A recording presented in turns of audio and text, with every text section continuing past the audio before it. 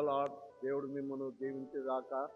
ఈ దినము దేవుడిచ్చిన వాగ్దానము, నేను నీ మధ్యను రోగమును తొలగించేదను. నిర్గమాకాండము 23వ అధ్యాయము 25వ వచనం. నీ మధ్యన ఏ రోగమున్నా, ఏ బాధ ఉన్నా ఆయన తొలగించి వాడై ఉన్నాడు.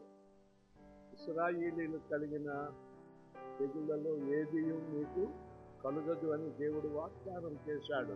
దేవుని పక్షముగా నీవు నమ్మిక ఉంచితే దేవుడు నిన్ను బలపరిచి నీకు ఆరోగ్యం ఇచ్చి వాడై ఉన్నాడు. దేవుడు ఈ వాగ్దానము నీవు నిత్యము ఆశీర్వదించుగాక. ఆమేన్.